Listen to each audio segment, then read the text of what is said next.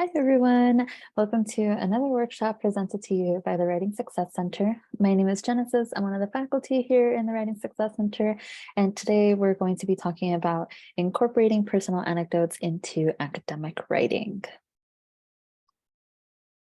Our agenda for today includes discussing why personal anecdotes, why do we want to use them sometimes in academic writing, when is it appropriate to use personal anecdotes, some strategies for incorporating those anecdotes into your essays, and then also some reflection and writing activities.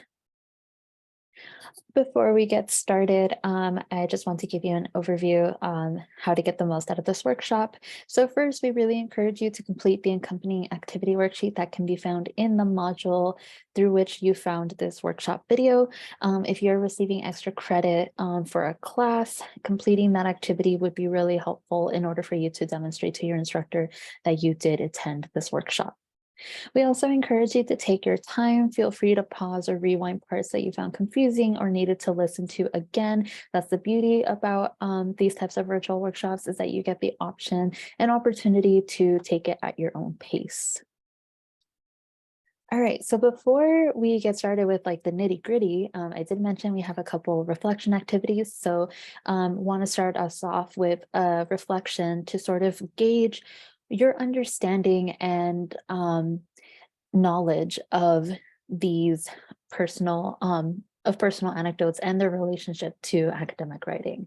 So on the activity worksheet that I mentioned earlier, write your thoughts on the following. What has been your experience with using personal narrative or personal anecdotes in academic writing? Has it been a tool that was encouraged? Why might it be helpful to use personal anecdotes in your writing? So take a couple moments to write down your thoughts, and then when you're ready, come back and we'll go on to the next slide. All right, so why personal anecdotes? So personal anecdotes can serve as a tool for discovery.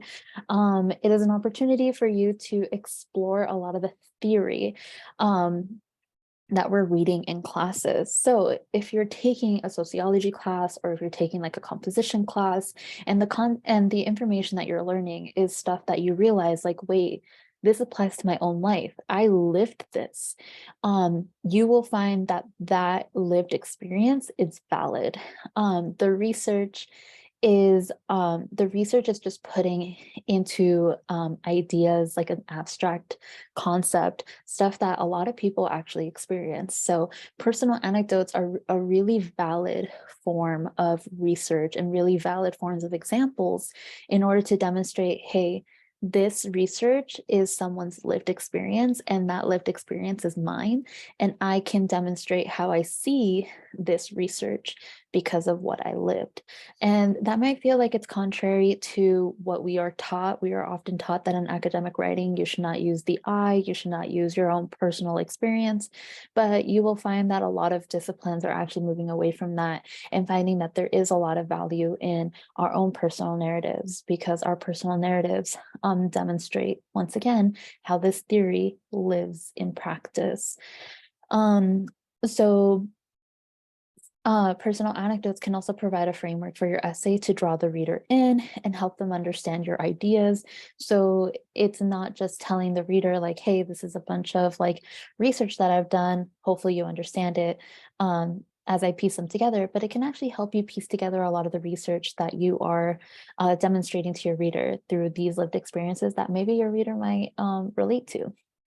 It helps you create an emotional connection to the reader. So if we're thinking about the rhetorical appeals, it's definitely using that emotional connection for your reader.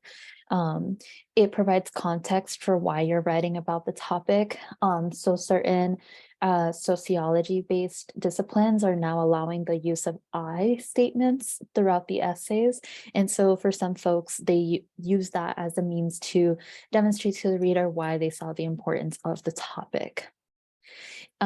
You can use personal anecdotes as example for the research that you're presenting. So it's not just a matter of like presenting your topic sentence and presenting analysis. Your personal anecdotes can be those examples, that analysis, etc. And we're going to talk about how do you do that? How do you analyze your own lived experience? Um, and then lastly, once again, lived and personal experience is valid in research if the two overlap. So again, it's not just throwing in your personal stories however you see fit. It's making sure that the personal narratives, the stories, the connections that you have to this research is directly connected and aligned to it. And if it is, then that's great, and you're able to use it. Uh, on the screen, there is a small screen cap of a really famous book called This Bridge Called My Back, Writings by Radical Women of Color, that was edited by Gloria Anzaldúa and Cheri Moraga. The reason I included this cover is because this book is a prime example of personal essays and personal anecdotes that are actually used as that have been used as examples for research. They comment a lot on social commentary on the lived experiences by women of color, and they draw on a lot of different theories, sociology-based theories, while also tying in the personal experience to demonstrate how these theories are being lived through people. And in a big way, it created even new knowledge, even new theory, and new frameworks that folks have then been able to use to expand upon. All right, when can I use personal anecdotes? Like I said earlier, not all of us have been told that our personal stories are valid in academic writing. So when can we use it? One, you want to make sure that your instructor allows it. So if your instructor allows it, you want to make sure that take full advantage of it. You want to, you can use it if your experience inspires a passionate idea on your topic. So if your professor gave you sort of like an open-ended prompt where you can choose what you want your topic to be, starting with the self is a really great way to see, well, what am I interested in researching and learning more about? So personal anecdotes can be a really great way to start when brainstorming your topics. If your personal experience points back to your central idea, again, it could be a really great, they could be really great examples that you can use throughout your essay. Personal experience can provide a strong and extended metaphor for your essay. So if there's a personal experience that you feel sort of provides, again, like a framework or something for your reader to follow along with throughout your essay in order for them to stay engaged, that could be another way that you use it. And then again, if the personal overlaps with the research, so you want to make sure that your personal experience is informing the research and adding to it. All right, so we understand why one might want to use personal anecdotes, but you want to make sure that if you do decide to use them, you're using them strategically. So one of the common issues that I see is that students will try to use personal anecdotes, but they don't actually use them correctly. The entire essay ends up becoming a personal narrative or a personal story, but then they completely neglect the research aspect of it. And you want to make sure that there's a nice balance to it. So there's three main strategies that we're going to discuss in this workshop on how to incorporate those personal anecdotes. And those three ways include setting the stage, using it as an example, and then using it as an analysis in relation to a quote. So we're going to go through each of them, and then I'm going to be providing some examples and sort of breaking it down on how those examples are demonstrating the balance between research and personal story. So the first one is setting the stage. And setting the stage is a more detailed anecdote that can be about a paragraph long.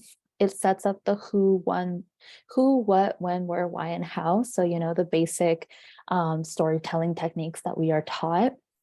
It has a clear connection and a transition to the upcoming topic sentence, which means that once your instructor or your reader reads this paragraph, the transition between this personal anecdote and the analysis should be very clear. The reader should be able to should see the connection between this personal anecdote and this new topic sentence that is going to be expanding on your thesis. And it should also include some analysis of your personal experience. So kind of think about it as like you're therapizing yourself. If you were talking to a therapist and you were trying to analyze this experience, what would you say to them? It's probably not the best way to think about it, but it's also the most accurate way to think about it.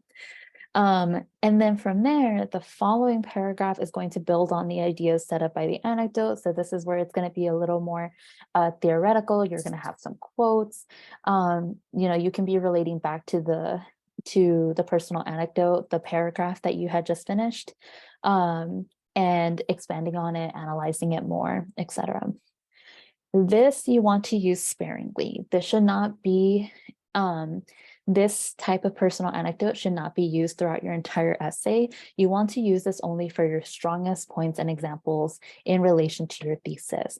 The reason for that is because it does take up a lot of space in the essay. So sometimes students think like, I'm going to use this for every single one, but sometimes you can't actually, sometimes you're not actually providing necessary or valuable information in a whole paragraph for this personal anecdote. So then it just becomes evident that you're just using it to take up space in your essay. So make sure that you're only using this for your strongest points. Right. So I have an example. This is based off of my own personal experience, and this is in relation to this paragraph is in relation to a prompt that I use in one of my classes about talking about certain what are known as body terrorisms or forms of discrimination against people, and just based on how their bodies are presented. And I allow my students to use personal experience in this essay. For this paragraph, or for my example of the essay, I talk about how queerness in Latina culture is rejected because it goes against machismo and marianismo, two concepts of gender expression and enforcing the gender binary. So to set up the stage, I created this paragraph followed by my analysis, and it reads as follows.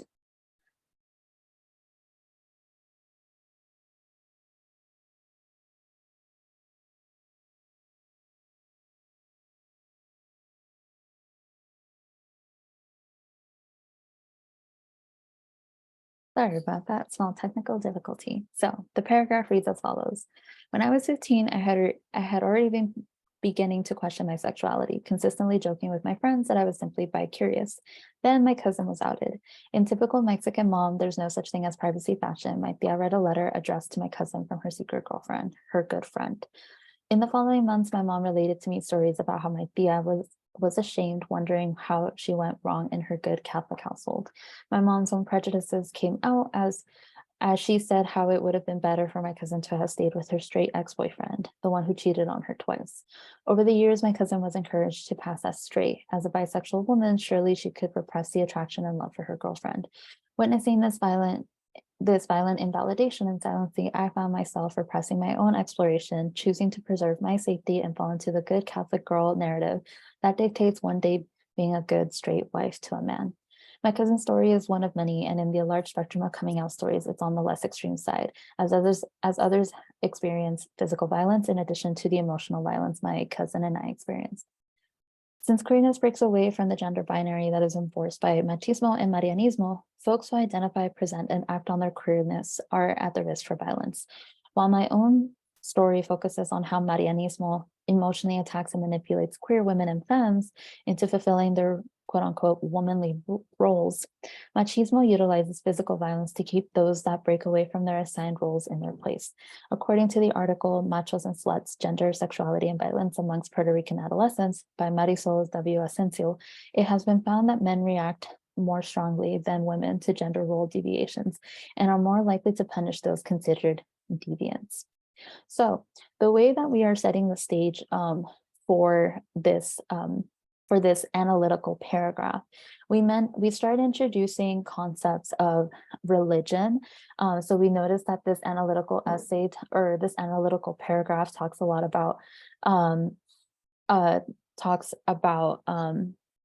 references religion. It talks about certain gender roles that is placed by religion. So we talk about like the gender role of being a good straight wife.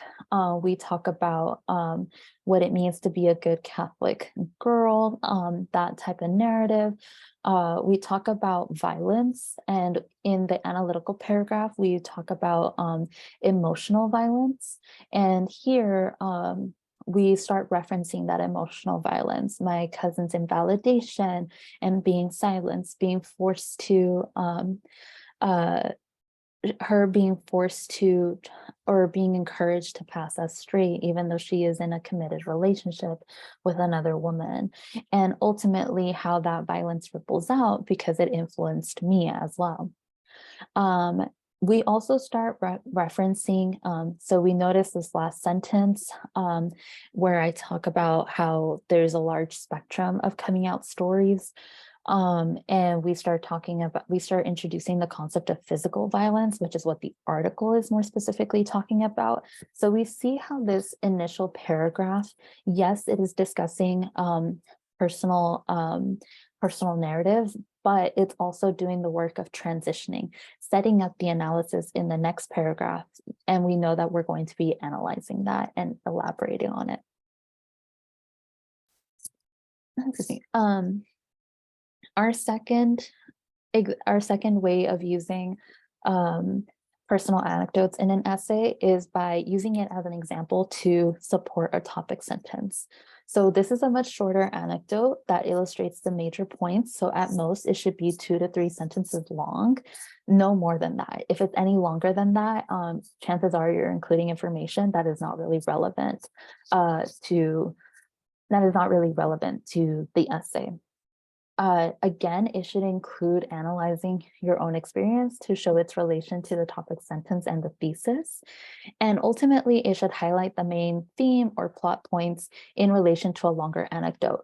So when you're because you only have 2 to 3 sentences to express this information, you want to make sure you're highlighting what does the reader really need to know? If you were to give us the skeleton, what is the skeleton that the reader needs in order to understand this story and see its relationship to your analysis? So what is the main idea and what do I want to show my reader are the questions that you should be thinking about. In our example reads, since queerness breaks away from the gender binary that is enforced by machismo and marianismo, folks who identify, present, and act on their queerness are at the risk for violence. For years, my bisexual cousin was told to repress her love and attraction to her girlfriend in favor of presenting as straight. Some family members even went as far as telling her to get back together with her ex-boyfriend who cheated on her twice because it is better to be in an emotionally abusive straight relationship than it is to be in a healthy queer one. After witnessing this violent invalidation and erasure of my cousin's bisexuality under the guise of Catholicism, I chose to preserve my safety and fall into the good Catholic girl narrative that dictates one day being a good straight wife to a man, all out of fear of experiencing the same violent erasure as my cousin. While my own story focuses on how Marianismo emotionally attacks and manipulates queer women and femmes into fulfilling their womanly roles, machismo utilizes violence to keep those that break away from their assigned roles in their place. According to the article, Machos and Sluts, Gender, Sexuality, and Violence Among Puerto Rican Adolescents by Marisol W. Asensio, it has been found that men react more strongly than women to gender role deviations and are more likely to punish those considered deviants. And then from there, we continue into analysis of the quote. So here we see that I had condensed where I had a whole paragraph, much more elaborative story. I condensed it to only a couple sentences, really focusing on like, well, what is the most relevant information that people have to know in order to understand how this anecdote relates to my topic sentence and is an example of my topic sentence. So I chose to emphasize more the fact that my cousin was told to, I chose to emphasize the fact that my cousin was was encouraged to pass us straight. And I really emphasized that by including some analysis of how straight relationships, even if they're emotionally abusive, are better than queer ones because they are upholding these gender expectations.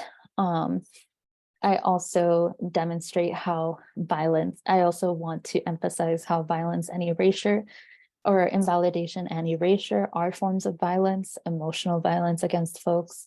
And I also want to emphasize the aspect of religion, because that is also a theme that I talk about in this essay.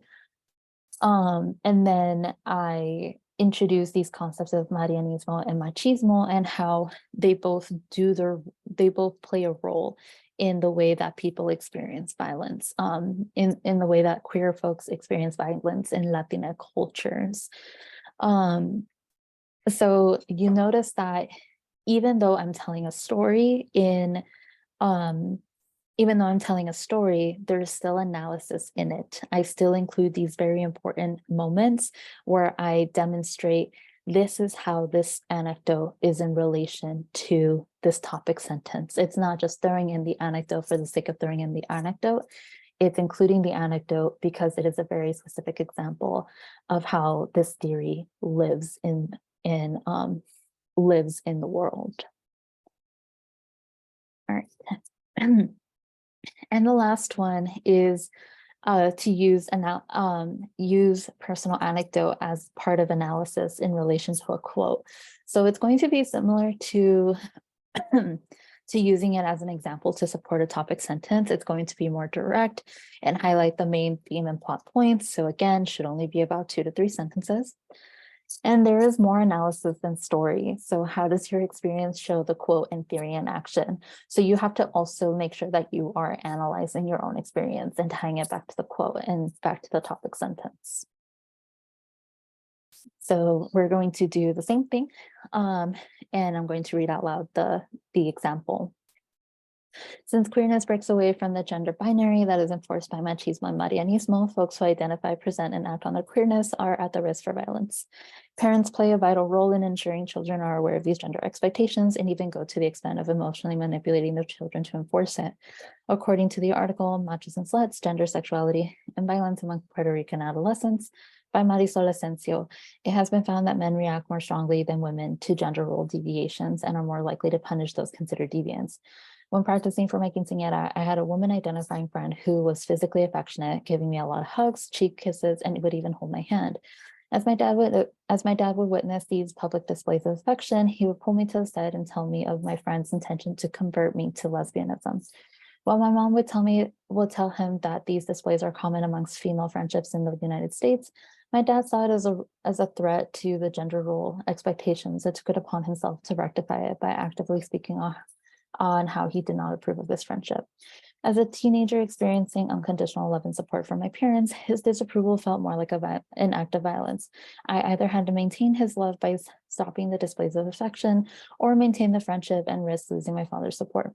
This experience relates to Asensio's point, since my dad was the one reinforcing the gender expectations outlined by machismo and Marianismo, while my mom didn't see the deviation as a threat. So in this example, we follow a more traditional academic paragraph setup where we have the topic sentence followed by a transition sentence and then going into the quote. And then we have the example. And so in the example, we do include a little bit of a storytelling aspect because I do have to give the reader context, but I also make sure to relate how this is an example of the quote by emphasizing that it was my father who saw it more as a threat to gender role expectations as opposed to my mother, which is in relation to what the quote is emphasizing. Okay, so we now have heard 3 main strategies, but of course we want to make sure that we're having a good balance between personal anecdote and research throughout our essays. So when you're revising, you want to make sure that you're reading through your paper and checking if the experience is appropriately and effectively being used. So you want to ask yourself the following: what percentage of your essay is personal experience, and how does that match up with the nature of the assignment? So most of the time your essays will be in response to research. So the experience should be less in relation to the research, meaning you should have more quotes from from additional sources, then you should have your own personal experiences. Again, you should be using your personal experiences sparingly in order to emphasize certain areas. You want to use your strongest points to demonstrate your topic sentences or your research. Have you included only personal stories that directly relate to your topic, your attitude towards the topic, or your controlling idea? So again, if you're including personal anecdotes that aren't really in relation to it, you're just using them for the sake of using them, your professor will probably point that out and ask you to substitute it for either a different personal anecdote or to substitute it with some research. Are your transitions tight? So are you making sure that you are moving between personal story and research and analysis effectively? Is there a flow to it, or is the fabric of your story likely to unravel? So if there is a lack of transition, it's going to be hard for your reader to make that connection between the personal anecdote and the analysis and research aspects of your essay. One thing that I recommend for students to do is to make sure is to go through the essay and highlight. So highlight the research, highlight your outside sources, journal articles, essays, etc. And then in one color, and then highlight in a different color where it is that you tell personal anecdotes. If you find that you have more of the personal anecdote color, you might consider toning it back, because the analytical research one should be color should be more evident in your essay. So we're going to have our last reflection activity. Now that you have learned some strategies for using personal anecdotes in your writing, which do you think would be the most helpful for your essay? So if you're working on an essay that allows you to include personal anecdotes, which strategy are you more likely to use? What are some obstacles you can see yourself encountering when using personal anecdotes? All right, so in summary, personal anecdotes are a great way to demonstrate living research. Your experiences are valid and reflect the theory we often read about in academia. Personal anecdotes should be used when your personal experience relates to the topic you're researching. So again, there should be a clear connection between the two. There are 3 strategies that you can use, such as setting the stage, supporting the topic sentence, and using it as analysis for a quote. And you want to make sure that personal anecdotes are not overtaking the essay. They should be supporting details, but your essay should still be research and thesis driven with additional sources. So again, it's not a complete personal narrative. You're using these experiences sparingly to demonstrate how this theory looks like in the world. So have an example of Gloria Anzaldua's Borderlands La Frontera, where she discusses a lot of different theories and presents theory. She creates new theory through her personal experience. So just an example of how our experiences do create knowledge in this world. All right. So thank you so much for watching this workshop. If you have any questions or would like to ever meet with a tutor, you're more than welcome to stop by C345, and our tutors will be able to help you to make sure that your personal anecdotes are in relation to your research. Thank you and have a great day.